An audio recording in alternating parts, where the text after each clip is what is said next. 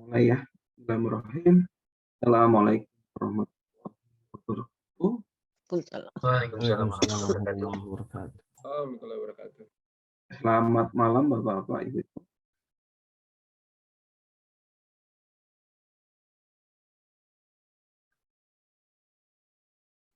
Topik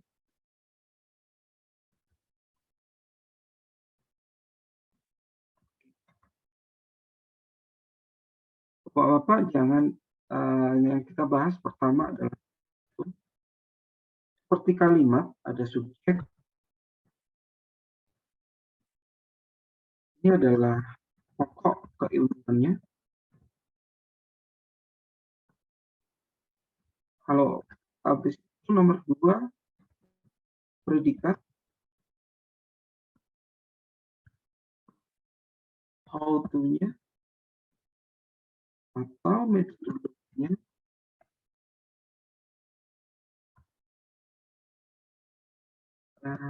Keempat, objek. Ini adalah objek.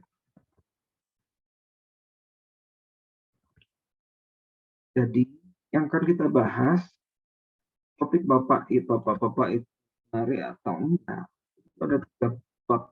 Yang pertama adalah subjeknya, yang kedua adalah predikatnya, how to, yang ketiga adalah objek penelitiannya.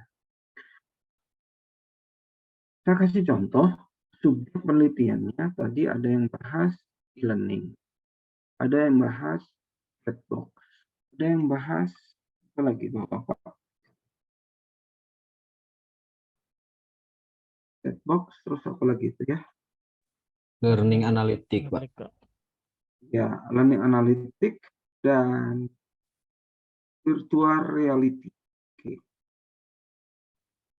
Nah, saat bapak-bapak memakai open distance learning, ini subjek yang kita pakai adalah ini. Artinya yang nanti sebagai subjek untuk fungsionalitas open distance learning. Kalau e-learning itu untuk pembelajaran subjek untuk pembelajaran secara elektronik. Kalau chatbox itu untuk chat dan untuk virtual apa yang terakhir ya? Saya baca virtual reality atau kebanyakan yang terkini adalah immersive itu juga objeknya. Nah, predikatnya ini adalah bagaimana menerapkan ini terhadap objek penelitiannya. Jadi kalau salah satu antara 3 komponen ini bapak ibu tidak bisa menerapkan dengan bagus, saya pastikan topik bapak ibu itu mungkin belum layak untuk diterapkan di Indonesia, di sekolah, apalagi penelitian di skripsi bapak-bapak ibu. Oke. Sama, saya kasih analogi kayak bapak-bapak ibu. Subjeknya nuklir, predikatnya penerapan nuklir, tapi objek di Indonesia nggak ada. Saya pastikan keilmuan nuklir itu nggak bermanfaat. Itu juga contoh 5G di Indonesia itu sudah ada teknologinya, tapi masalahnya penerapan di sekolah apakah sudah bagus atau enggak, ataukah lebih mudah atau mempersulit, itu nanti juga jadi pertanyaan berikutnya. Objeknya sekolah. Jadi gambaran umum diskusi kita hari ini adalah untuk membahas topik bapak-bapak masing-masing. Baik, untuk subjek virtual reality, kira-kira ada gambaran objeknya apa ya kira-kira untuk penerapan topik yang virtual reality siapa ya? Bapak-bapak. Virtual reality kelompok saya, Pak. Ya, Kayak kira-kira Pak Anjar, Pak Kiki. ya, objeknya gimana Pak Alexius?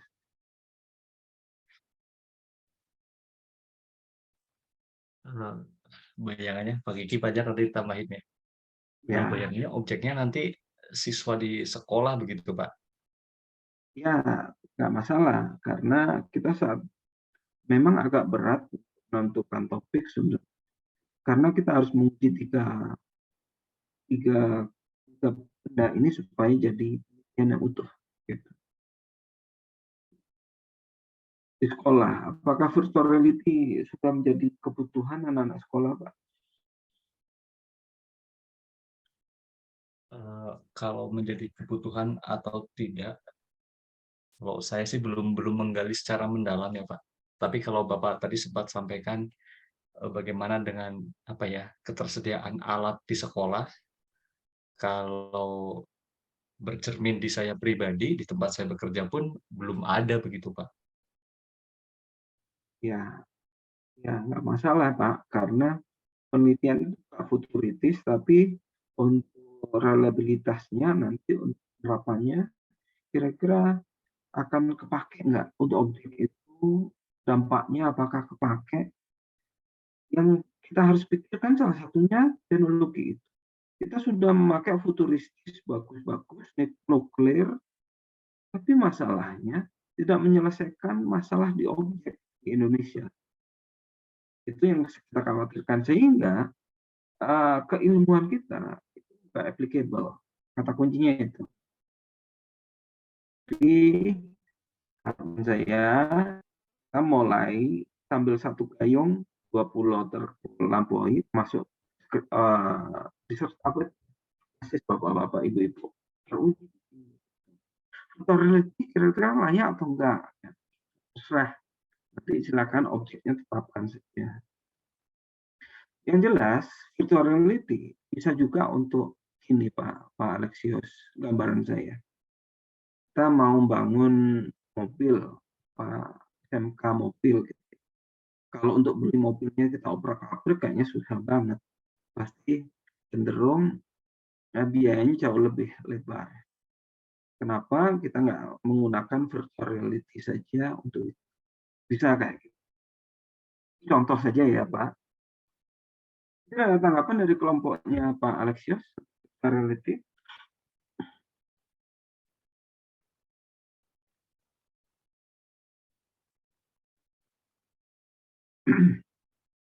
Terus untuk distance learning contoh, saat ini kemarin penelitian saya itu adalah virtual reality-nya itu menerapkan untuk dokter surgery tahu ya Pak ya Alexius? Dokter untuk pembedahan dokter. Nah, jadi contoh dokter jantung tuh ahlinya seluruh dunia itu sedikit.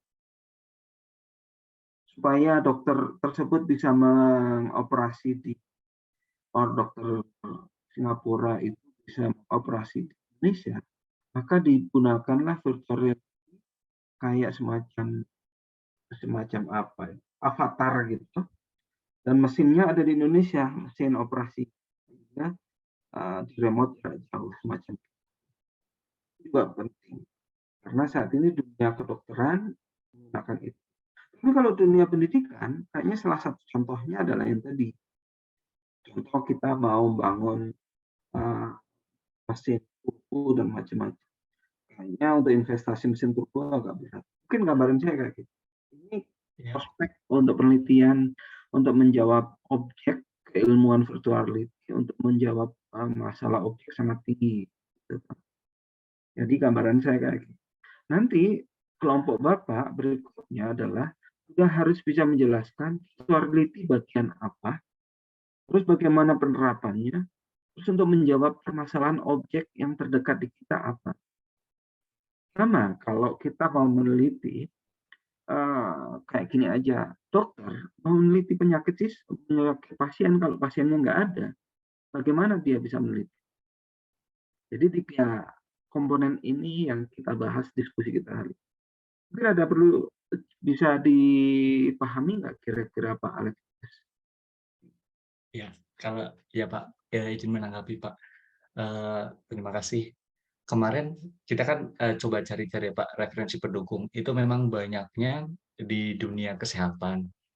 Terus kita juga sempat diskusi yang tadi disebutkan oleh Bapak, misal bedah jantung atau apa. Kita kemarin diskusi, oh iya ya, mungkin kalau untuk mengadakan itu, untuk membedah atau suatu objek ini, kan nggak mungkin juga kita mengadakan berkali-kali ininya. Mungkin dengan virtual reality ini sangat membantu.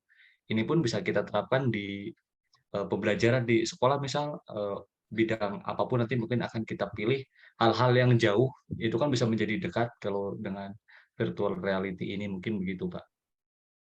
Baik, jadi arahan saya supaya bapak-bapak sekali gayung 30 terlewati, di mata kuliah ini muka-muka aja dapat topik tesisnya, gitu ya. Baik, kalaupun enggak juga nggak apa-apa, karena nggak untuk menentukan topik itu nggak bisa sekali kali tembak gitu ya. Baik, baik. Baik, Bapak-bapak, kayaknya itu studi kasusnya Pak Alexius. Mungkin e-learning ada yang mau dibahas, Bapak-bapak?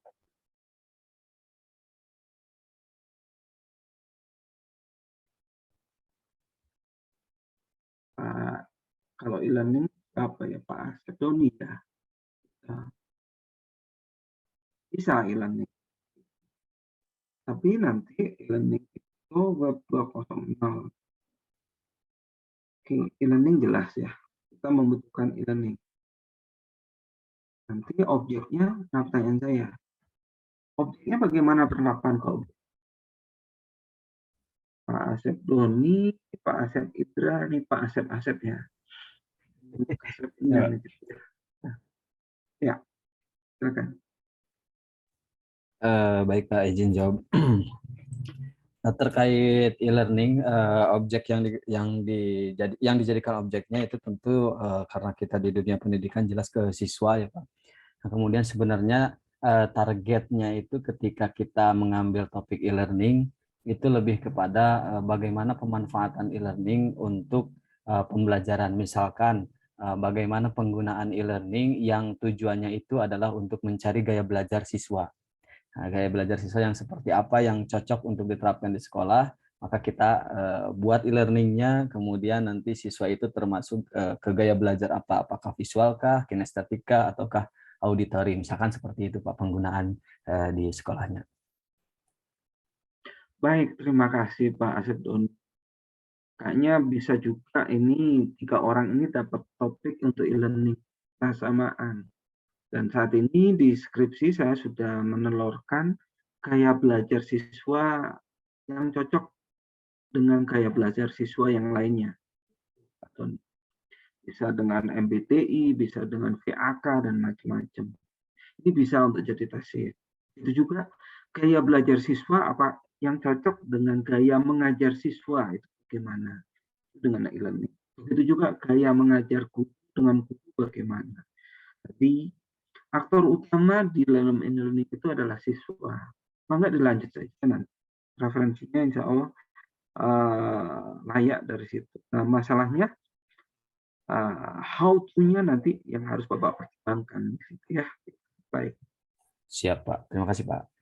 Nah, sekarang untuk yang ini aja. Iya.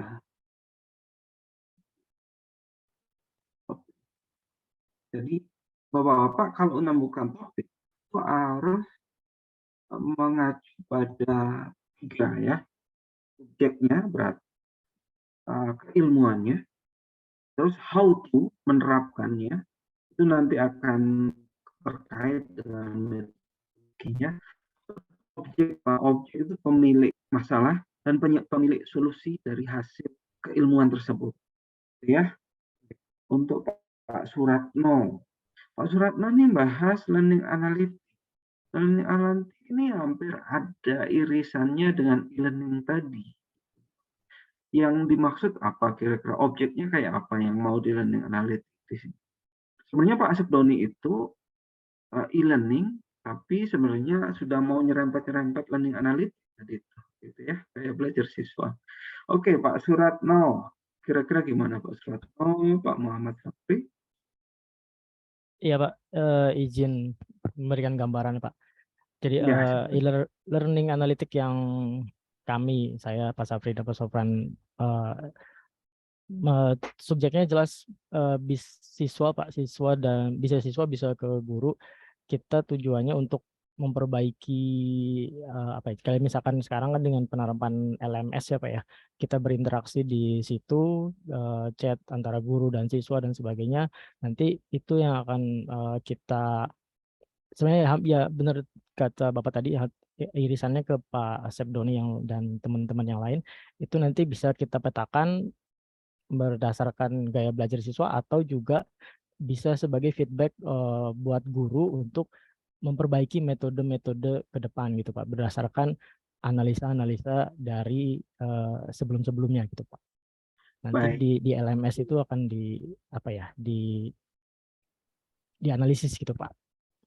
baik. Pertanyaan saya kayak gini, Mama, semua sekelas ini mengambil topik learning analytic mungkin nggak dalam tesis?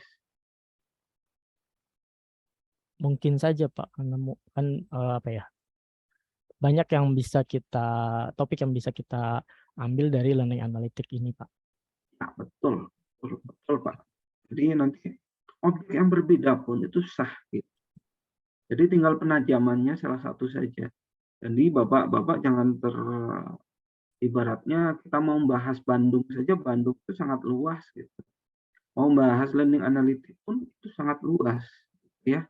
Nanti tolong dipertajam subjeknya apa, learning analytic dalam bidang apa, bahan ajarkah, gaya belajarkah, ataukah mediakah, ataukah hasil belajarkah, banyak sekali ya Pak.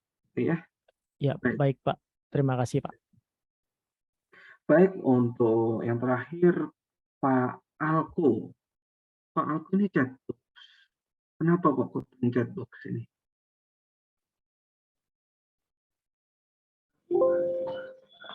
Iya Pak. Jadi kami sepakat bertiga memilih chatbot itu kan untuk penggunaan untuk dibahas itu kan. Di antaranya memang kecenderungan pembelajaran pada saat sekarang ini kan menggunakan e-learning itu kan, atau platformnya menggunakan LMS itu kan. Jadi salah satu hal yang memudahkan terjadinya komunikasi yaitu didukung penggunaan chatbot itu kan. Jadi sarana ini justru sangat bermanfaat untuk terjadinya komunikasi yang lebih intens antara siswa dengan murid, sehingga bisa menjawab segala pertanyaan dari siswa secara otomatis. Mungkin itu Baik, gambaran kayaknya sedikit, Pak. judul pertama Bapak itu memang chatbox itu sangat bermanfaat untuk kolaborasi ya Pak ya. Iya Pak. Ya, itu designing learning technology collaboratory. Jadi kayaknya memang nanti Bapak-Bapak harus ngamatin tentang kolaborasi. Memang saat ini nggak ada namanya Superman. Yang orang hebat itu yang bisa kolaborasi. Baik Pak, mangga silakan dilanjutkan saja. Ya, nanti tolong untuk pertemuan berikutnya Bapak-Bapak sudah harus mempertajam kira-kira chatbox. Ini saya lebih cocok, contoh, saya akan mendesain chatbox untuk kolaborasi antar siswa untuk menganalisis dampak terhadap pembelajaran, gitu. Atau pengerjaan tugas, gitu. Atau kemotivasi siswa dan macam-macam. Gitu. Kayaknya secara referensi Bapak-Bapak sudah bagus-bagus. Tolong nanti referensinya dilampirkan karena ini masing-masing 5 ya. Referensinya ini kan ada.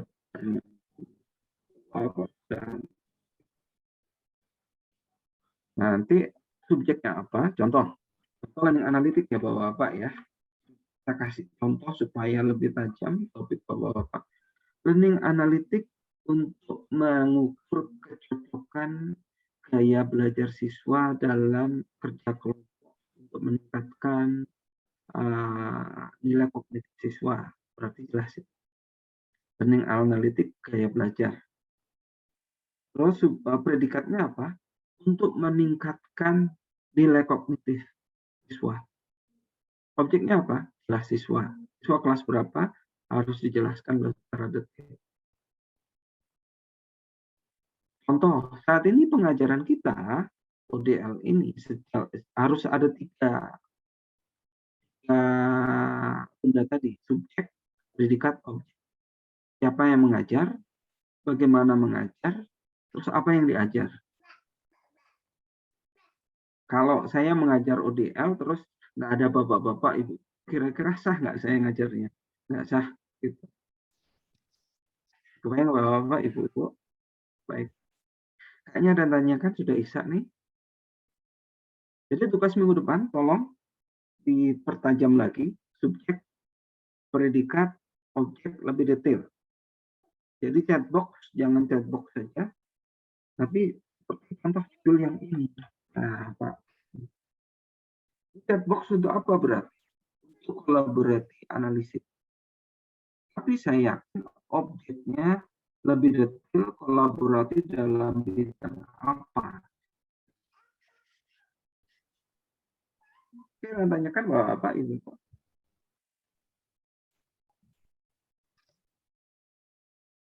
Baik, terima kasih. Ternyata terima kasih. Maaf Pak Budi, ya. agak terputus kami menangkap informasi dari Bapak. Jadi kurang jelas, mohon maaf. Kurang jelas suara saya? Agak terputus Pak, terputus-putus Pak.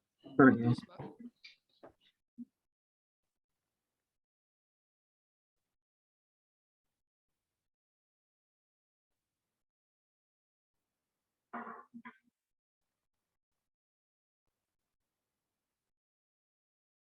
Suara saya jelas sekarang?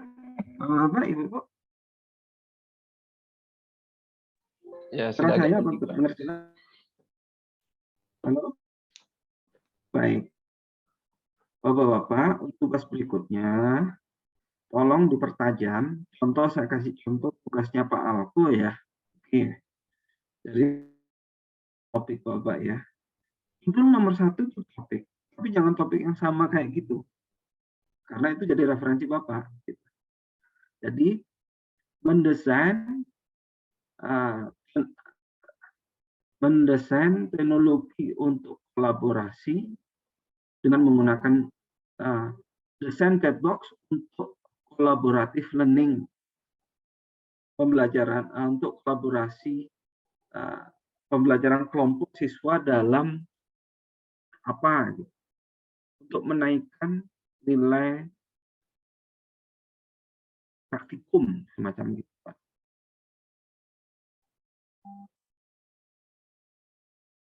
Itu contoh saya ya, tapi contoh saya masih betting ya, tebak-tebak buah manggis ya, tapi secara struktur harus ada subjek, predikat, objek. Jadi saya ulangi lagi, mendesain chatbox untuk efektivitas komunikasi belajar kelompok siswa dalam pembelajaran multimedia untuk apa? Untuk menaikkan nilainya kah? Untuk meningkatkan kerja timnya kah? Ataukah yang lain-lainnya? Gitu. Mungkin gambaran saya gitu Pak Alko. Kalau yang untuk Pak Suratno, contoh learning analytic gaya learning analytic kecocokan kerjasama siswa berdasarkan gaya belajar siswa untuk meningkatkan nilai kerja kelompok. Itu contoh saja ya. Kalau Pak Doni bisa juga learning analytic juga di situ. Learning analytic apa ya? Bahan ajar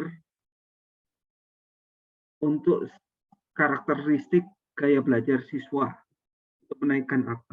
Silahkan, jadi yang jelas harus ada objek, predikat, objek. Kalau yang untuk Pak Alexios, berarti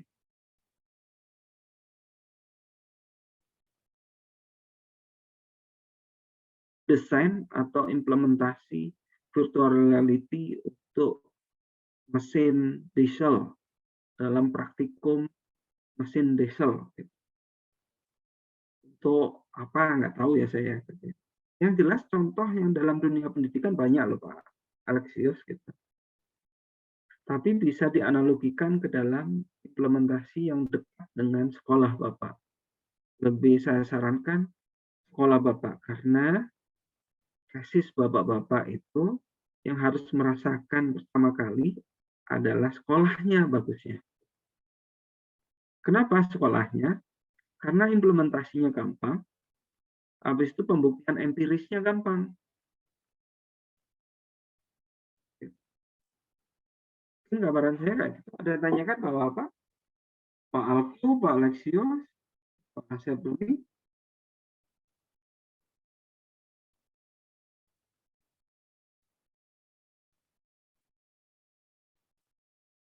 Kalau nggak ada, nah supaya bapak-bapak punya komunitas kelompok, karena neliti itu nggak mungkin betting-bettingan kayak gitu ya. Nah, ini roadmap penelitian yang berjalan di lab saya, yaitu Academic Early Warning System, Student Performance Prediction, itu bisa learning analytics, post content task evaluation, collaboration, itu termasuk Pak Alko tadi, and interactive learning, self learning, personalized learning, learning assessment analytics. Nah, ini saya baik Bapak. Gambaran saya kayak gitu. Nanti akan saya share ke koleganya. Kayaknya gambaran saya kayak gitu. Dan insya Allah semester ini saya juga ngebimbing kakak kelas Bapak-Bapak ya, Siva di ITB. Salah satunya adalah Academic Early Warning System di situ. Jadi kalau Bapak-Bapak nanti kalau lulus S1 bisa lanjutkan S2, mungkin ITB, kalau dari ITB ya di UI. Ya, gambaran. Harapan topik sampai berhenti di S2, habis itu mandek, ganti lagi topik di S3, stres Bapak-Bapak nanti. Harapan saya setelah S2 ini bisa diterapkan di sekolahnya ataupun untuk melanjutkan sekolah. Gitu. Jadi motivasinya semacam gitu. Mungkin ada yang tanya kan sebelum kita tutup, saya hitung sampai 1000.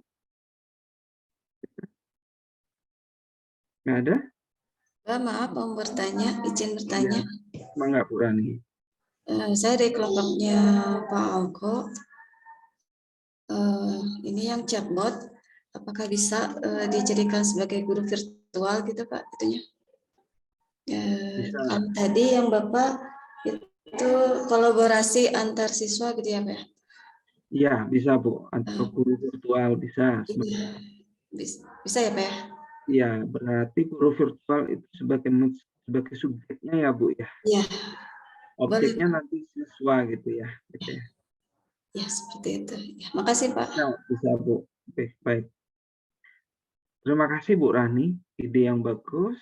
Tapi masalahnya tadi saya mencontohkan bahwa subjek, predikat, objek. Jadi itu saya cuma betting saja atau tebak-tebak buah manggis saja. Gitu aja. Baik, ada yang perlu diskusikan lagi Bapak Ibu-Ibu. Jadi nanti tugas minggu depan tolong dibuat lebih spesifik, boleh berubah topik. Jadi ada subjek, predikat, objek, dan kenapa ini penting dan menyelesaikan masalah apa. Jadi harus menjawab 2 pertanyaan tadi. Kalau nggak menjawab 2 pertanyaan tadi, saya pastikan itu penelitian hanya sekedar penelitian. Jadi tolong subjeknya tugas minggu depan dicatat dengan jelas, dikumpulkan sehari Kamis, yaitu topiknya harus subjek, predikat, objek. Terus pertanyaan saya, ini menjawab permasalahan objek apa? Yang kedua, pentingnya apa? Yang ketiga, kira-kira ke depan permasalahan ini akan terus dibahas atau tidak? Yang ketiga ini yang paling penting Bapak-Bapak. Kalau permasalahan itu sudah selesai diselesaikan, kira-kira penelitian ini dibutuhkan orang lagi nggak, Bapak-Bapak, Ibu-Ibu? Nggak.